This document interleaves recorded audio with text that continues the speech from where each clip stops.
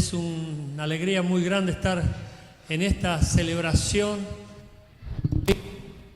Y el tema que vamos a tocar hoy es justamente para que Dios esté contigo. Dios está con nosotros, ¿verdad? Pero ¿por qué se manifiesta más en unos que en otros?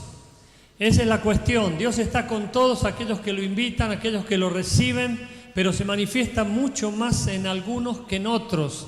Para que Dios esté con nosotros siempre manifestándose plenamente, que no haya ninguna limitación para su obrar.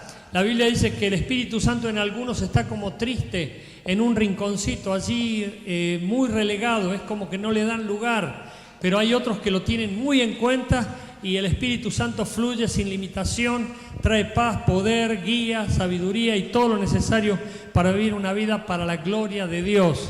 Así que en este tema vamos a prestar atención, por favor.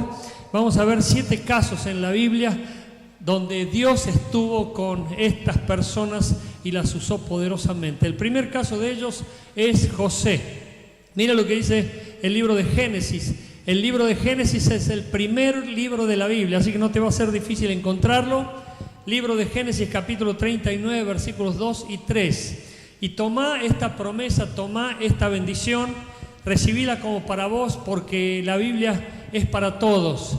Algunos la toman, otras las dejan pasar, algunos creen, otros no creen, otros dudan, y es por eso que la palabra de Dios no puede tener efecto en la vida de todos igual. Dice en Génesis capítulo 39, versículo 2 y versículo 3, mas Jehová estaba con José.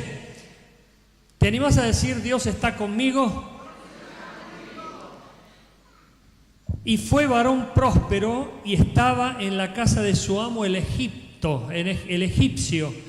Si se dan cuenta, estaba esclavo, estaba sufriendo un yugo de servidumbre. Sin embargo, Dios estaba con él. Y vio su amo que Jehová estaba con él, y que todo lo que él hacía, Jehová lo hacía prosperar en su mano.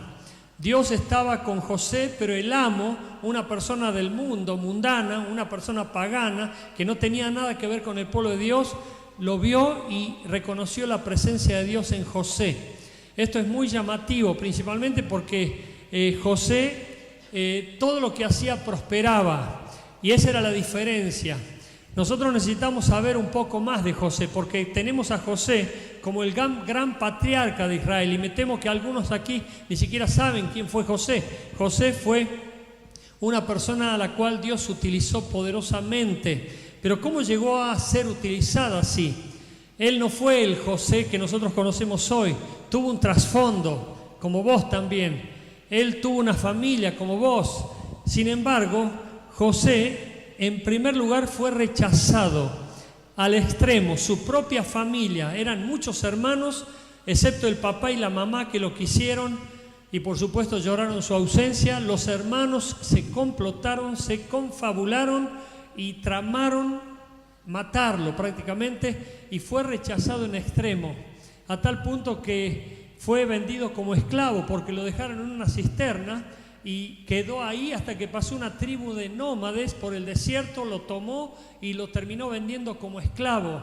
Imagínense la mentalidad de este joven sufriendo la esclavitud, el rechazo, la indiferencia de sus hermanos, la soledad.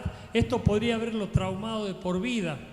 También fue preso. La Biblia nos cuenta que fue acusado injustamente, calumniado, y por eso lo metieron en la cárcel. Y así tuvo que sufrir la esclavitud de la cárcel, de la prisión. Y solo quienes estuvieron en la cárcel pueden saber de qué se trata eso, más remontándonos muchísimos años atrás. José sufrió indudablemente, pero la diferencia en José es que Dios estaba con él. Todo eso podría haber afectado a mucha gente, pero a José no.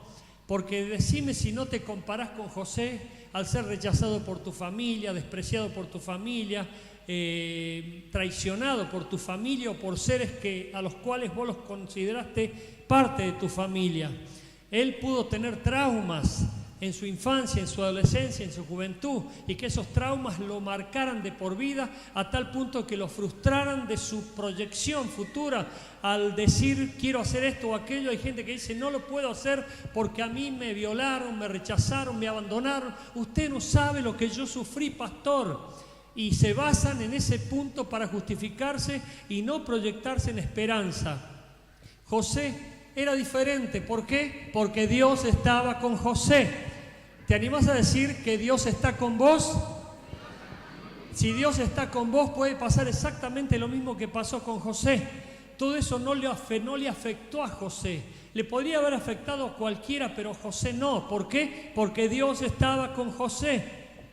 Y él podía sobreponerse, podía enfrentar el futuro con esperanza, podría seguir creyendo de que Dios lo iba a librar de ese yugo inmundo.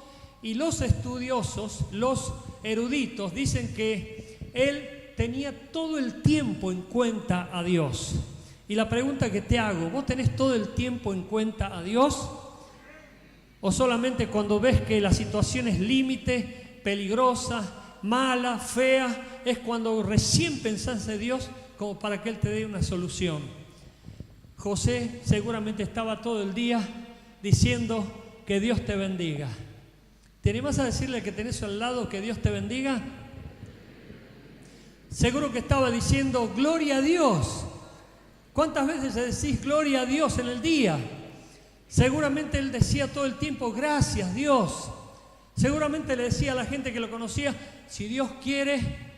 Bueno, él tenía en cuenta a Dios y eso lo hacía diferente al resto porque Dios estaba con él. Dios tiene que hacer en vos también la diferencia. Mira el caso de Finés, el caso de Finés aquí. Es Finés, no Fineas. En primer libro de Crónicas, capítulo 9, versículo 20, dice, y Finés, hijo de Eleazar, fue antes capitán sobre ellos, y Jehová estaba con él. ¿Quién es este Finés? Necesitamos conocer un poco la historia de Israel y cómo se destacó Finés, porque quien tienen a Dios pueden ser todos, pero cuando se nota que Dios está con él o con ella, ya no son todos, son algunos, porque evidentemente el hecho de que diga la palabra Dios estaba con él o Dios estaba con ella, es porque estas personas hacían algo diferente. Tenían una actitud diferente, tenían un comportamiento diferente, tenían pensamientos diferentes, tenían palabras diferentes, tenían gestos diferentes. Y es por eso que se destacan que Dios estaba con ellos. Y fueron diferentes y fueron reconocidos así. Para que sepamos un poco más, miren lo que dice en Números capítulo 25 del versículo 7 al 8. Ahí encontramos un poco la historia de Finés. ¿Finés quién era? Dice así la palabra, y lo vio Finés, hijo de Eleazar, hijo del sacerdote Aarón, y se levantó en medio de la congregación y tomó una lanza en su mano y fue tras el varón de Israel a la tienda y los traspasó a ambos, el varón de Israel y a la mujer por su vientre, y cesó la mortandad de los hijos de Israel. Así parece un texto muy duro, muy fuerte, que de repente un sacerdote venga con una lanza y traspase por el vientre, porque en realidad el original dice que los traspasó por sus partes púdicas, porque estaban teniendo una relación sexual ilícita. Era un israelita con una moabita, una mujer pagana.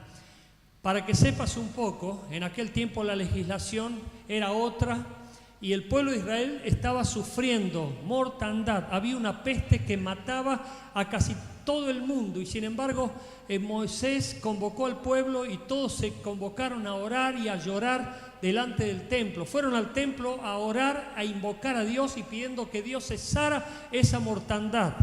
Los moabitas enemigos no sabían cómo entrarle a Israel porque había como una muralla alrededor y de repente se abrió una grieta en ese se les ocurrió, para abrir una grieta en esa muralla, enviar a mujeres moabitas para seducir a los israelitas y que pudiesen cohabitar, tener relaciones Y de repente comenzaron a hacer eso y los israelitas cayeron bajo la seducción de las moabitas. Y empezaron a tener relaciones y eso abrió la brecha, comenzó la mortandad, seguía muriendo gente. Y cuando Dios se manifestó a través de Finés, viendo que una parte del pueblo oraba y lloraba y clamaba a Dios para que Dios resolviera esa cuestión, vio a una parejita que iban a una tienda, un judío y una moabita que iban a tener relaciones ilícitas, pecaminosas. Y enseguida tomó su lanza, fue y los traspasó. Y la Biblia dice que inmediatamente cesó la mortandad de los hijos de Israel. Ese fue un acto de justicia. Ahora lo tenemos que analizar espiritualmente, porque hoy no podemos hacer eso. Obviamente nuestra espada o nuestra arma espiritual es la palabra de Dios. Nosotros tenemos que terminar con el pecado por medio de la predicación. Es el Evangelio el que va haciendo que el pecado deje de existir o que cese. Pero hay personas que de repente ven que todo se muere a su alrededor, ven que todo se cae, ven que hay maldición en gran manera, ven que todo está sufriendo calamitosamente y no saben qué hacer para cortar con esa maldición. Bueno, Finés demostró celo de Dios, demostró un carácter realmente firme ante las cosas santas. Y esto es lo que nos quiere enseñar la Biblia, que nosotros, para destacarnos como personas que mostramos que Dios está con nosotros, tenemos que levantarnos para decir: basta de pecar, basta de hacer esto, basta de mentir, basta de seguir con la corrupción, basta de permitir esto que está haciendo que la maldición continúe, crezca y termine con todo hasta destruirnos. ¿Cuántos se están dando cuenta de esto? ¿Cuántos entienden esto? Finés demostró celo de Dios porque inmediatamente tomó cartas en el asunto. Por eso se mostró que Dios estaba con él y él no iba a permitir que eso siguiera sucediendo. Sin embargo, muchas personas dan lugar, son como alambres caídos, el pecado crece, sigue y florece y hay como que se los favorece y no hay nadie que se levante para decir: basta, córtenla, por favor, esto no puede seguir así. Y muchos en las casas tendrían que tomar esta decisión diciendo: basta, a partir de hoy debemos terminar con todo lo pecaminoso, maligno, sucio, corrupto que existe para dar lugar a la santidad de Dios y a su gloriosa presencia. Lo que me llama también la atención aquí es que Finés fue prácticamente tercera generación e hijo y nieto de sacerdotes. Y acá te hago un llamamiento para que de repente cargues en tu corazón de tener hijos que tengan a Cristo y de tener aún nietos que tengan a Cristo y que todos puedan realmente seguir con una sucesión de bendición y no de maldición. Yo les hice un relato hace mucho, ¿se acuerdan? En Estados Unidos hizo una investigación donde habían tomado así como, no al azar, sino que eligieron bien, claramente, a las personas que iban a investigar y pusieron de un lado a personas criminales, malhechores, personas que eran realmente de la cárcel, que habían sido algunos sentenciados a muerte. Hicieron todo un análisis de las vidas de esas personas y de la genealogía de esas personas, es decir, de quienes habían sido sus descendientes, y del otro lado pusieron a senadores, a presidentes de institutos, de seminarios, de universidades, gente realmente que estaba a cargo, médicos, doctores, abogados, etcétera, que no quiere decir con eso que sean perfectos, pero hicieron como un análisis y sacaron en conclusión que de la mayoría que habían sido criminales, la descendencia seguía siendo criminal y muchos de ellos habían sido castigados con la pena de muerte, pero de otros la descendencia eran descendencias de personas que se habían destacado por haber hecho causas benéficas, de beneficio al prójimo y de cosas que habían sido honoríficas y destacadas por la sociedad. La pregunta es: ¿qué descendencia queremos tener nosotros? ¿Cómo queremos que siga nuestra descendencia? Bueno, eso lo tenemos que determinar hoy. Hoy tenemos que determinar nuestro futuro. ¿Cuántos saben que hoy pueden determinar su futuro? Porque hoy tenemos que sembrar bien, porque todo lo que sembremos cosecharemos. Hoy tenemos que pelear la buena batalla para evitar de que el diablo se lleve al infierno a nuestra descendencia. Hoy tenemos que ayunar y clamar a Dios para que Dios esté salvando a los nuestros y a toda nuestra descendencia también. Hoy lo podemos hacer. Y aquí me llama la atención que Finés fue nieto e hijo de sacerdotes y él siguió con el mismo celo de su padre y de su abuelo. Pero también por las cosas de Dios tenía celo y lo demostró cortando con la maldición que afectaba a todo el pueblo de Israel. Así que si vos sabés lo que tenés que hacer, tenés que hacerlo. Dios te va a respaldar. Vos tenés que decir, disculpe, en esta casa no se va a mentir más, no se va a robar más, no se va a hacer más nada indebido, porque eso trae la maldición y lo tenés que saber porque la trae. La siguiente persona es Samuel. En el primer libro de Samuel, capítulo 3, versículo 19, dice: y Samuel creció y Jehová estaba con él y no dejó caer a tierra ninguna de sus palabras. A mí me impacta eso de que dice y Samuel creció. ¿Saben que muchas veces el crecimiento puede ser cortado? Hay personas que se han corrompido con el crecimiento. Yo he visto, por ejemplo, tuve un damasco, ahora tengo otro, pero el anterior damasco que yo tenía empezó a dar fruto y de repente veo el fruto, estaba todo corrompido, lleno de bichos, se había manchado completamente y prácticamente ninguna fruta fue útil. Hoy tengo un damasco que ya me comí casi todo, me quedaron poquitos damascos, pero buenísimo, riquísimo, riquísimo, fruto precioso. Pero hay personas que no crecen, hay personas que se quedan estancadas. Pero Samuel crecía y crecía y crecía y crecía.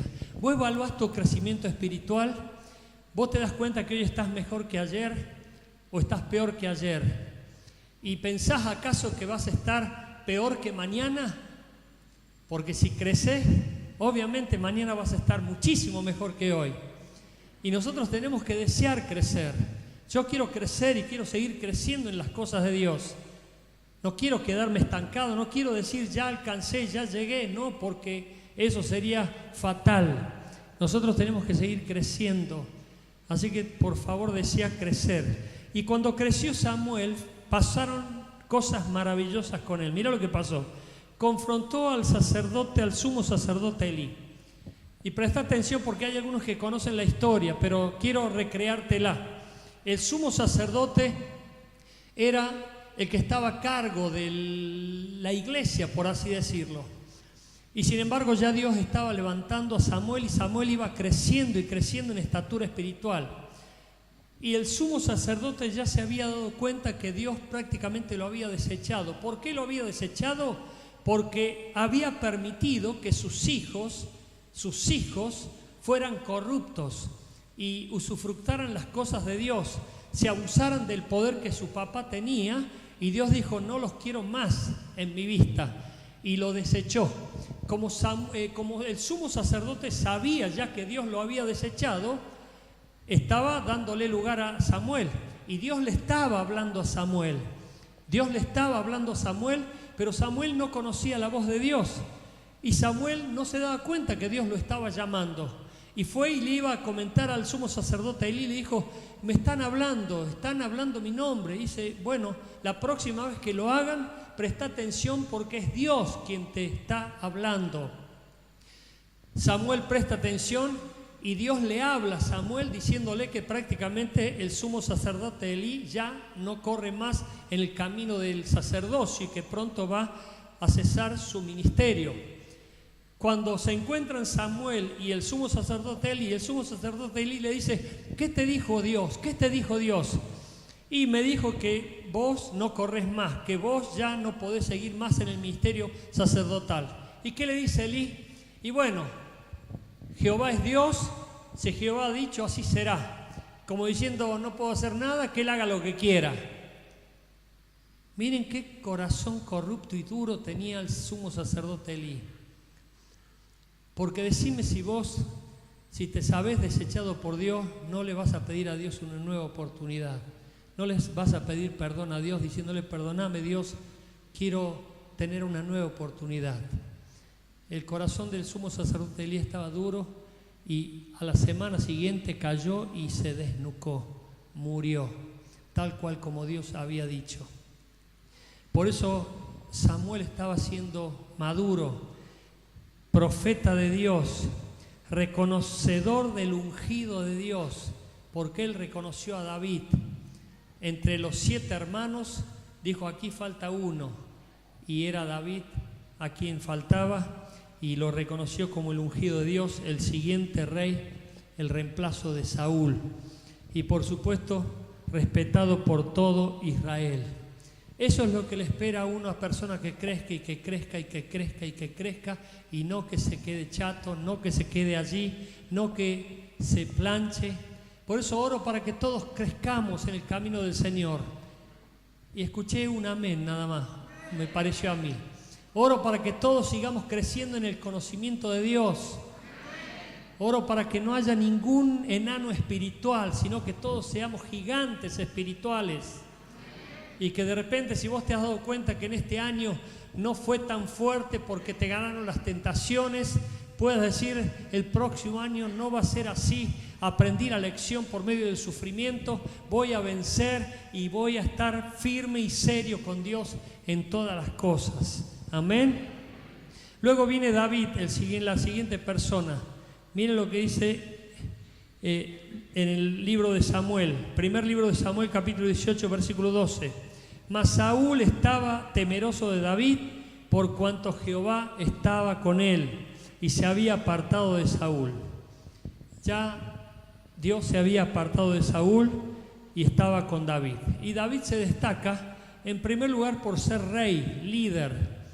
Y yo quiero decirte que sos un líder, solamente que no te has dado cuenta. Hay personas que son líderes aquí, pero no se han dado cuenta.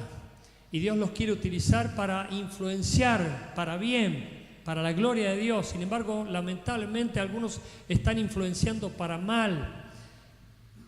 Tenemos que cambiar, tenemos que buscar el mejor ejemplo, que es el ejemplo de Cristo, y seguirlo. También David fue guerrero y valiente. Y aquí hay muchos valientes. Doy gloria a Dios. Personas que se animan, yo les llamo kamikazes, personas que se animan a enfrentar cualquier sacrificio, cualquier prueba, cualquier desafío. Doy gloria a Dios porque el liderazgo de nuestra iglesia es así. Yo les he pedido cosas y enseguida han dicho amén, lo hago. No han dicho no me animo, no pastor, discúlpeme, no cuente conmigo. Ellos siempre dijeron: sí pastor, cuente conmigo, me animo. Y doy gloria a Dios porque son muy valientes y son guerreros, como lo era David. David era una persona que todos los días peleaba, aunque él peleaba batallas físicas, nosotros peleamos batallas espirituales. Y a medida que vamos creciendo vamos a seguir peleando batallas cada vez mayores. Amén. Pero la victoria está de nuestra parte. Pero también miren la beta artística que tenía David. Era poeta, salmista y músico. Tocaba el arpa, pero también escribió la mayoría de los salmos que tenemos en la Biblia. O sea que él no era un artista o músico o poeta o salmista bohemio. Pues yo he conocido a músicos bohemios que se la pasan con la música y no tienen otra cosa.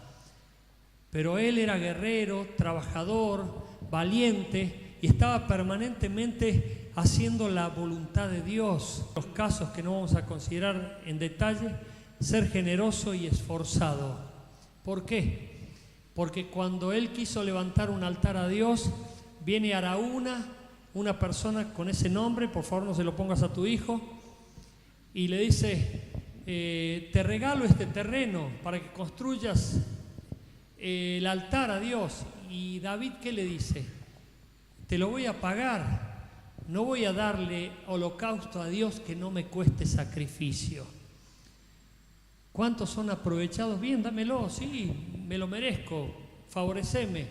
Sin embargo, David estaba honrando a Dios con su acto, estaba dándole gloria a Dios con su entrega y generosidad. Y doy gloria a Dios porque líderes de nuestra iglesia, y en particular uno, siempre me dice: pastor, yo no escatimo en gastos. Y yo veo su generosidad, su amor, su dedicación a la obra. Y doy gloria a Dios por su vida también. Y así tenemos que ser, entregados, generosos y totalmente dadivosos para la causa de Cristo. Amén.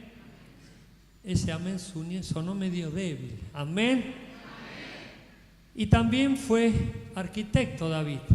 ¿Por qué? Porque a él le fue revelado todos los planos del templo que iba o que quería construir él. Pero ¿por qué no lo pudo construir David? ¿Por qué? Porque él era un guerrero, soldado y vivía peleando. Y como ya había manchado su mano con sangre inocente, Dios le dijo: no me vas a construir vos el templo, lo va a hacer tu hijo Salomón. Por eso Salomón construyó el templo para Dios. Así que Dios te puede revelar algo que a lo mejor no lo podés llevar a cabo. ¿Por qué? Porque hay peleas. Y una persona con peleas, con maldiciones, con guerras, con disoluciones, con contiendas, no puede edificar nada. ¿Por qué? Porque tienes que estar cuidándose, tiene que estar velando, tiene que estar permanentemente en guardia. Por eso David no pudo construir el templo para Dios. Y ahora entramos en Salomón, la siguiente persona. Mira lo que dice en el segundo libro de Crónicas, capítulo 2, versículo 1. Salomón, hijo de David, allí está mal el texto. Salomón, hijo de David, fue afirmado en su reino y Jehová su Dios estaba con él y lo engrandeció sobremanera. Dios estaba con él, Jehová estaba con él y lo engrandeció sobremanera. Principalmente le dio sabiduría. Si vemos las cualidades en Salomón, fue rey y líder como su papá, pero fue sabio más que todos los que estaban sobre la tierra, a tal punto que la reina de Saba se quedó admirada por su sabiduría y llegó a decir: toda la sabiduría que me han dicho que tenías no es ni la mitad de la que ahora conozco. Fue escritor, se le atribuyen los libros de Proverbios, Cantares y Eclesiastés a él, pero también fue un hombre de paz y constructor, porque la Biblia dice que en su reinado hubo paz, y la persona que tiene paz sí puede construir.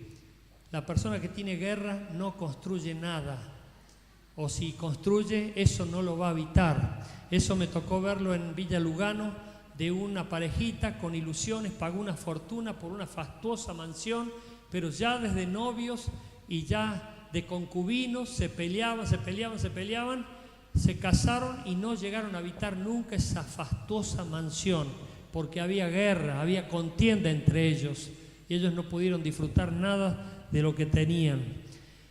Pero Salomón sí.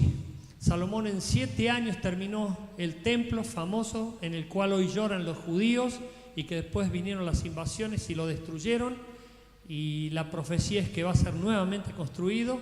Y después de que terminó de construir esos 7 años, se dedicó a construir durante 13 años su casa. Imagínense lo que era su casa, con los mejores materiales, fastuosa.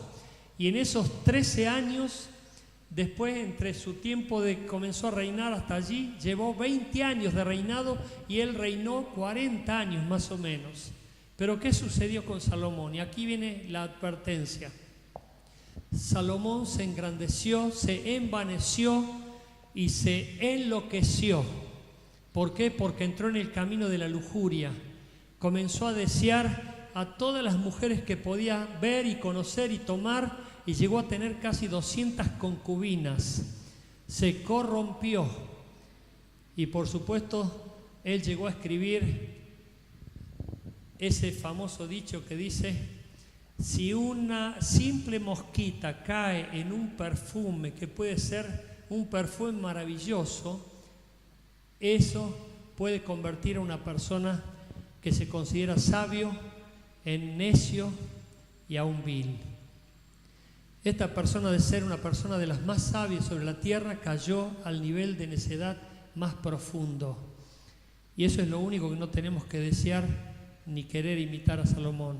Pero durante el tiempo de su trabajo a favor de las construcciones, él demostró sabiduría e inteligencia y un comportamiento, por así decirlo, recomendable. Después comenzó a bandearse y a perderse y a caer, como ya todos sabemos. Vamos al anteúltimo, Ezequías, rápidamente, esto va a ir muy rápido.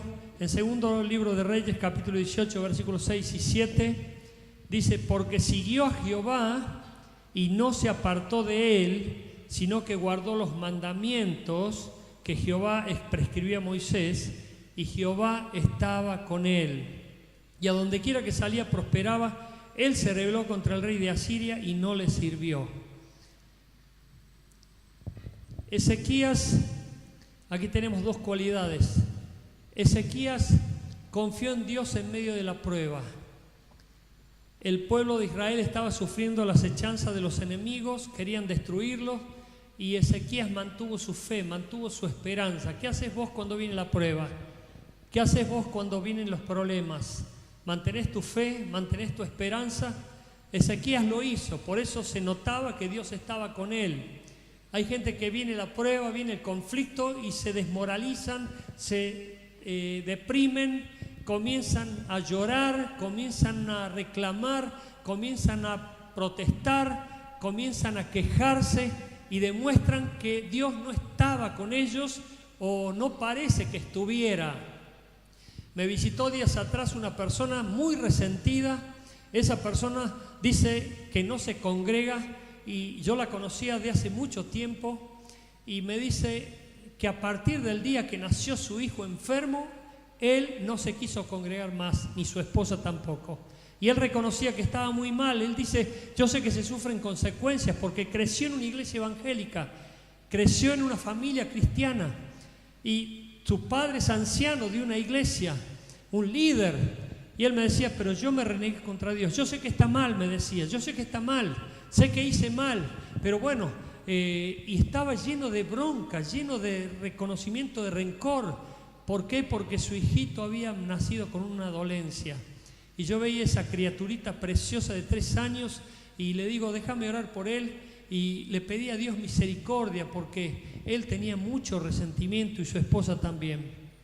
Hay gente que en el momento de la prueba sucumbe, se hunde, comienza mal y por supuesto demuestra como que Dios no está con él. Pero Ezequías era todo lo contrario. En el tiempo de prueba demostraba que Dios estaba con él.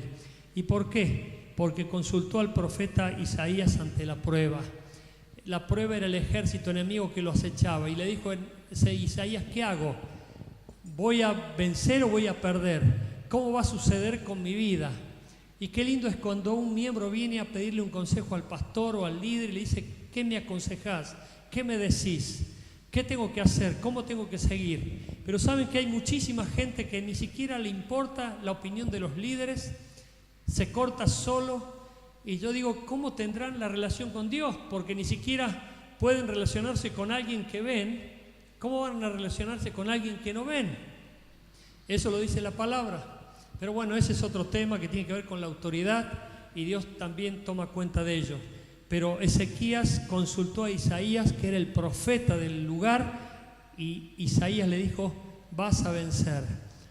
Y Ezequías lo creyó y venció a los que lo atacaban, y 185,000 enemigos murieron por simplemente rumores y por el ángel de Jehová que defendió a los israelitas y mató a todos sus enemigos.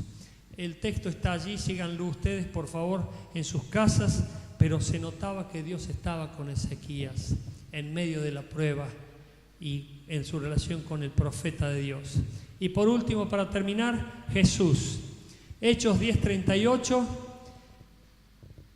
Como Dios ungió con el Espíritu Santo y con poder a Jesús de Nazaret, y como éste anduvo haciendo bienes y sanando a todos los oprimidos por el diablo, porque Dios estaba con él. Dios estaba con él. Ponete de pie, iglesia, por favor. Si Dios está con vos, hay victoria, hay bendición, hay paz, hay gozo, hay poder del cielo. Si Dios no está con vos, obviamente hay fatalismo, tragedia y mucho dolor, espanto y miseria. Pero si Dios está con vos manifestándose plenamente en tu vida, van a haber conquistas y va a haber un testimonio de gloria indudable, porque otros van a reconocer al Dios que te gobierna, al Dios al cual vos profesás. Cierra tus ojos, por favor. Dios Santo, estás con nosotros, pero queremos que el mundo sepa que tú estás con nosotros. Que no baste solamente con que nosotros lo digamos o que lo pensemos, sino que nuestras actitudes, nuestro carácter, nuestras palabras, nuestros pensamientos, nuestros gestos, nuestras acciones demuestren sin ninguna equivocación, con absoluta seguridad de que tú estás con nosotros. Y que la gente lo diga, no nosotros, sino que la gente reconozca que tú estás con nosotros y que nos vas a usar así. Yo te doy gracias, Dios Santo, por tu presencia en nuestras vidas, por tu poder en nuestras vidas. Y ahora también te pido para que aquellos que todavía no te tienen, que aquellos que no están demostrando que tú estás con ellos, que hoy mismo tomen esta decisión de darte el primer lugar en sus vidas, de ocupar el trono de sus corazones, de empezar a gobernar y señorear esas vidas para que sus vidas sean llenas de gloria, de virtud, de bendición. Que se animen, Señor, a que como José no le afecte el pasado ni el trasfondo que tuvieron que sufrir, traumas, queden todos sepultados bajo la sangre de Jesús. Que también sean como Finés, que se animaron a tomar decisiones determinantes para cortar con la maldición y el pecado a su alrededor. Que sean como Samuel, Señor, que pudieron reconocer tu voz y saber de tu llamado y ser realmente personas que crecieron y crecieron y crecieron hasta la estatura de Cristo. Y también, Santo Dios, te pido personas como Salomón sabias para decidir lo correcto y lo que te agrada. Y en definitiva, Señor, ayúdanos a ser también como Ezequías, a manifestarnos con poder y victoria aún en medio de la prueba y de la necesidad. Y también como Jesús, Señor, para ayudar y bendecir a todos los que nos rodean, para que no sufran más, para que no sigan por el camino de perdición ni sigan yendo al mismo infierno. Levántanos, Señor, como pueblo. Te lo pido en el nombre de Jesús. Amén.